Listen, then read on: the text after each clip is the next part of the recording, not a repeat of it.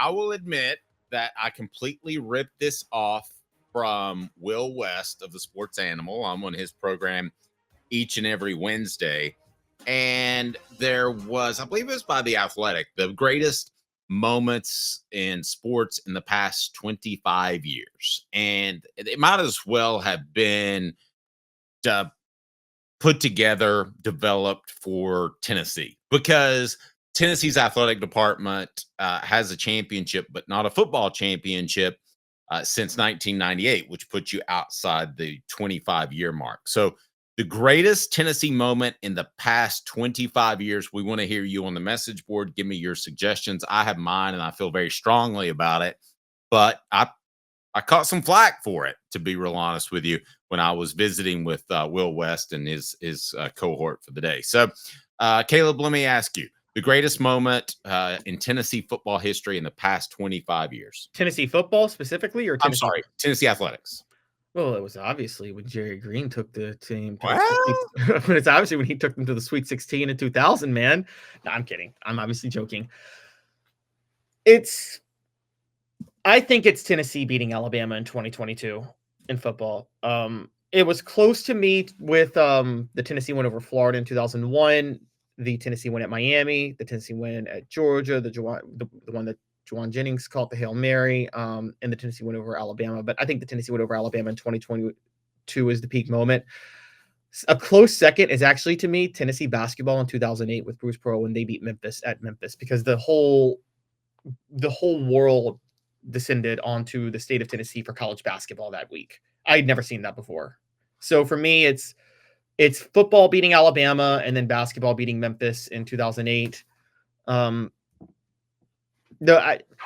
You could say Lady Vols, their 2 national titles, or in women's basketball, or you could talk about, I guess you could talk about the baseball one, but I'm going with those 2. Well, I'm going to be real honest. Baseball is a non-revenue sport, so I think you have to go with men's basketball or you have to go with football. And football's going to win out most debates if I think it's close. I don't think it's close. I think it's the 2001 Florida win. You can take the Alabama win if you like, but beating Florida on the road, that was essentially a playoff game to advance. It was like a quarterfinal game. That was huge. I see a lot of votes for the Juwan Jennings catch, but he didn't beat Alabama, though. He beat Georgia. Yeah, beat Georgia. So that was a mistake by our poster there. But now I just don't see how it can't be the 2001 Florida game.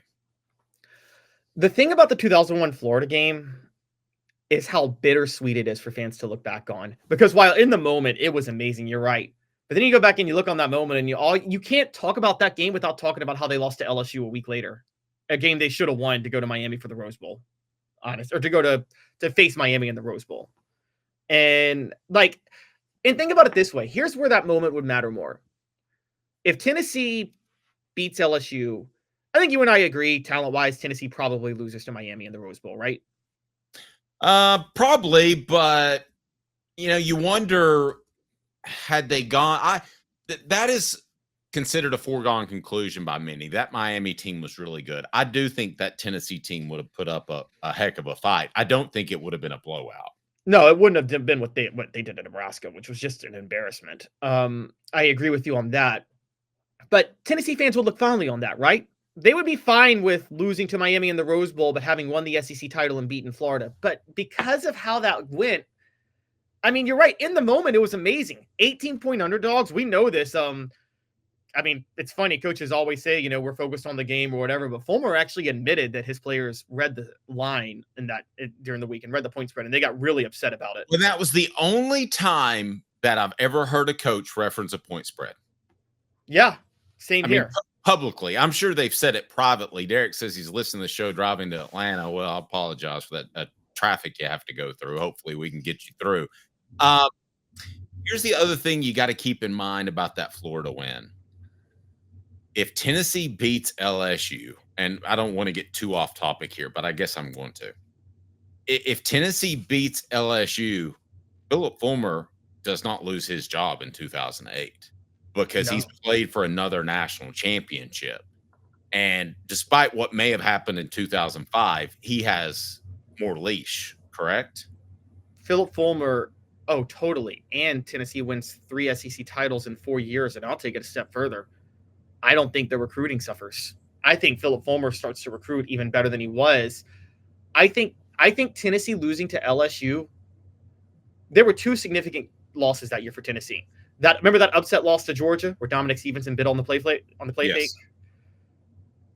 That that really hurt Tennessee recruiting because it allowed Mark Richt to start recruiting Georgia and competing with Philip Fulmer for Georgia. If Tennessee beats Georgia that year, Fulmer still has a pipeline into that state, doesn't he? Yes. And then the loss to LSU, I think, raised too many red flags on Philip Fulmer that hurt him nationally on the recruiting trail going forward. So not only does he get forgiven for 2005, I don't think 2005 happens, Dave, if Tennessee beats LSU in 2001. I agree. Yeah. I think they have better talent. They have a few more players. And I think the most frustrating thing about that LSU loss, the SEC championship game in 2001, Rohan Davey and LeBrandon Tofield were ruled out at halftime. Yeah. Well, they lost their starting tailback and their starting quarterback. And I remember they announced it at halftime. And usually they don't do that. And I remember going online and booking my trip to LA. So it's all my Have fault. You seen Matt Mock's stat line for that game? It's horrible. Passing. It's like 6 of 12, isn't it? No, it's 5 of 15 for 67 yards. But he was the MVP because he ran for 50 yards and had 2 touchdowns. And I mean, I'll just never forget I forget which coach literally saying, yeah, we had prepared for a pocket passer and Matt Mock ran a quarterback draw. And I'm like, you have to prepare for a quarterback draw? Yeah, that was the thing. There are times where a different quarterback comes in with a different style and does throw you for a loop, right? Yeah. Not just running the draw. Not running the draw. I mean, like if Lamar Jackson was a freshman on that team and he comes in and he's running around like crazy or like a Mike Vick top player, well, then I would say, okay, you're not prepared for that. I get it. Okay. But Davey was more athletic than Mock. Mock only ran the draw. It's not like he got outside and made plays. He couldn't complete a pass. And it's not like Rohan Davey couldn't run the quarterback draw.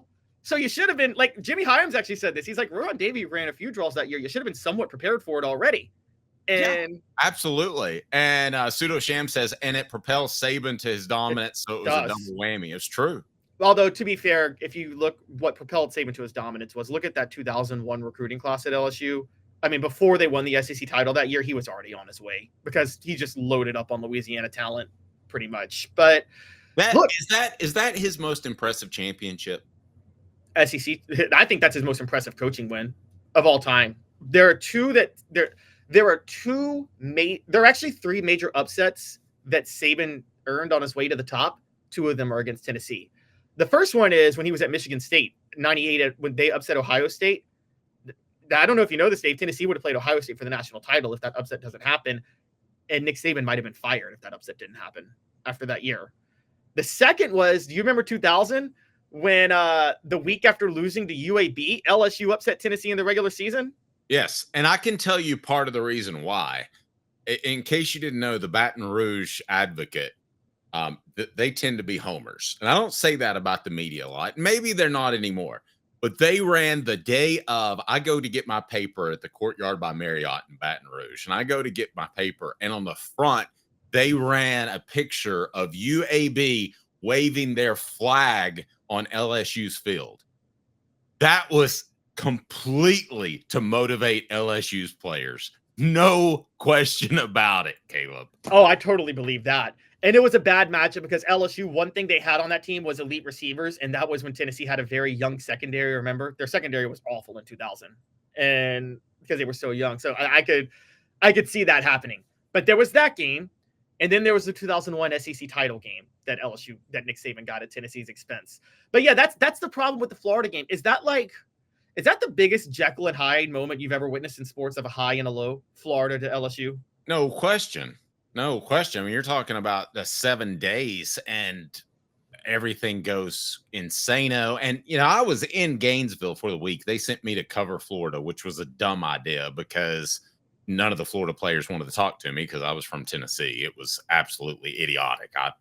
I was told my wife was pregnant while I was down there. That was the one memorable thing about that, and I had to spend the rest of the week covering Florida, and nobody would talk to me. So it was not a great week for Dave.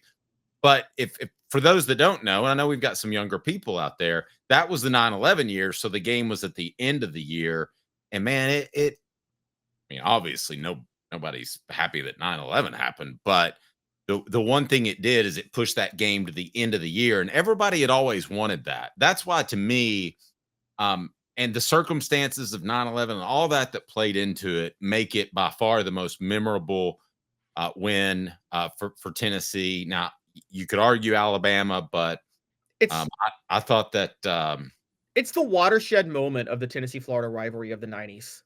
That 2001 game. yeah, It is remember Steve Spurrier he retired after that year. That was his last game in the Swamp. They forced Steve Spurrier into retirement, and They didn't force him. wait, they did, because Oh. what happened after that loss? Spurrier comes out and he feels disrespected by the Florida fan base for going 10-2.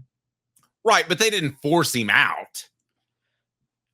I mean, he got to the point. He had always said that 10 years is long enough to be at any job. Well, yes, but I'm just saying that they knocked Rex Grossman out of the Heisman race. You don't mean the administration knocked him out? No. Nobody pushed Steve Spurrier out. I'm saying Steve Spurrier, I will never forget, like, after that game in his press conference, like, because that was the year, if you remember, guys, Rex Grossman that was the best offensive season Florida ever had under Spurrier. That Rex Grossman was better than Danny Warfel under Spurrier during that time. And Rex Grossman was a better quarterback than Danny Warfel. Absolutely, he was. And he was going to win the Heisman until that game. And Spurrier, I'll never forget, just saying, we didn't win anything. We had a lot of great games, had a lot of fun games, but we didn't win anything. And we talk about no championships or anything like that. That basically Tennessee, that Florida game. It's funny. It's even more ironic. That 2001 loss to LSU propelled Saban's dominance. That 2001 win over Florida ended Spurrier's dominance over the SEC. If you think about it. Here's why it's not the Alabama game in 2022. Double D Piping provides full-service fire protection on any scale. From residential homes to government facilities, we can assist any customer through design, fabrication, installation, inspection, and demonstration of fire suppression systems. With 30 years of service across 5 states and a full staff with over 40 years experience, our quality can't be beaten. Don't get caught watching what you could have prevented. Call Double D Piping, the absolute best in. The difference is the Florida win was on the road. The Alabama win was at home. And I will say this too, that is still at the point in which Tennessee's offense was surprising people. I don't want to say it's a gimmick win. Don't get me wrong, but it is not a hunker down and just beat somebody like they beat Florida, which I second guess myself was a little gimmicky because of the Prowler defense, but it still was. They beat Florida head to head. They didn't surprise Florida. They didn't need a late field goal. They did need a late Buck Fitzgerald pass defense, but that to me is the difference on the road. Here's the big difference. Tennessee beat Florida 34-32 in a game that it actually, okay, let's go with the Alabama game first. Tennessee beat Alabama off a last-second field goal in a game that Alabama kind of gave away. Wouldn't we agree? They kind of gave that game away. They had to make a few mistakes for Tennessee to win. They did. And Tennessee won at home. And Alabama, I think we would both agree, was the more talented team on the field that day. Tennessee beat Florida in 2001, 34-32, in a game that really looked like a 2-touchdown win for Tennessee. Even though they only won by 2, they kind of dominated Florida, didn't they, in that game? I mean, manhandled them. And that is the big difference. I think about Rex Grossman. Dave, you want to hear a great twist of irony? Yes. Peyton Manning was 0-3 as a starter against Florida. We know that, right? Couldn't beat Spurrier. If you think about the NFL, Peyton's 2 Super Bowl wins came against former Florida quarterbacks, Rex Grossman and Cam Newton, who was a former Florida quarterback. And Peyton Manning ended Tim Tebow's career. He unseated Tim Tebow. Peyton Manning's whole NFL career was just giving former Florida quarterbacks misery. Yep. Jimmy says Chavis cost us the 2001 game, could not adjust to a scrambling quarterback. You're half right, because Jimmy, I would say Chavis cost them, but it wasn't even a scrambling quarterback. It was a draw. It was a fullback playing quarterback. Yeah, I mean, it was just, I've never seen anything like that. I mean, the Juwan Jennings catch was legendary, but the Juwan Jennings catch has an issue that the Florida game has. Right, Juwan Jennings catching the Hail Mary, pushing Tennessee to 5-0, like that is about as high as Butch Jones was ever riding in that moment. And then he lost 3 straight. And then Jalen Hurd left the program. And then we realized Tennessee's a dumpster fire. And then he got fired within a year. I mean, it was like, so like, you can't tell the story of the Juwan Jennings catch. Isn't that the game too where Butch Jones dropped to his knees and cried? Yes. Oh, then it can't be that one. Come on. I mean, it can't be. I mean, he looked like a complete baby. To be stunned that you beat a rival, David says, if you were saying most epic moment, it's Juwan Jennings' catch because of how it played out. David, I disagree. The most epic moment, I believe, was the moment where, if you remember, Florida had the ball on, what, about the 15 or 20, and they ran a little out route, and Buck Fitzgerald was able to knock it away. And then suddenly Tennessee has basically won a playoff game before the playoffs. They won a quarterfinal game. They're going to the semifinals to go to the national championship. I just don't see any comparison. I mean, maybe it's because I was there or my age, or I don't know. But to me, there's no comparison. 2022 Alabama or the Juwan Jennings catch. I just don't think it's close. What about, rest in peace, the Sean Taylor fumble that Tennessee recovered to beat Miami? That moment right there. That triggered, I'm an effing soldier, by Kellen Winslow. Oh, yeah, that's right. I'd forgotten about the fumble. Now, again, but every win that we've talked about, other than the Florida win, did not have championship implications. Well, no, it did not. Alabama did. Alabama win did. Alabama win did. Yeah, Alabama and Florida both had championship implications. One underrated one that had championship implications. Do you remember the 2004 upset road win at Georgia when Tennessee beat David Green in his senior year? I do. That had title implications. That propelled Tennessee to the SEC title. That was the week before Tennessee gets blown out by Auburn, and Kevin Burnett comes out. I almost said Kevin Durant. Kevin Burnett comes out and says, we'll see them again, saying we'll see Auburn in the SEC championship game right before they're going to play Georgia on the road, and they're double-digit underdogs. Yeah, I remember that. Me thinking he is absolutely crazy because there's no way they're going to make it back. Sports Treasures carrying over 5 million sports treasures and so much more. Follow on Facebook for the best sports memorabilia. Go to facebook.com, Sports Treasures TN. It's right down below. Follow them today. You were going to say, Caleb? 2 other ones. 2003 Florida, the James Banks Hail Mary catch. That's a pretty good moment. Yes. 2004, the James Wilhoit 50-yard field goal. That I will say that was the most special moment that I was ever a part of, because I was really close to the Wilhoit family. And I thought to myself, oh my gosh, he has just blown it when he missed the extra point. For those that don't remember, he missed the extra point and then hit a 51-yard field goal to end up winning the game. And when it looked like Tennessee had no chance. And I remember seeing the Wilhoits, and his parents were just great people. And they were like laughing. They were so giddy. It was a combination of crying and laughing that I couldn't even interview them. I said, can you believe that? And they're like, yeah.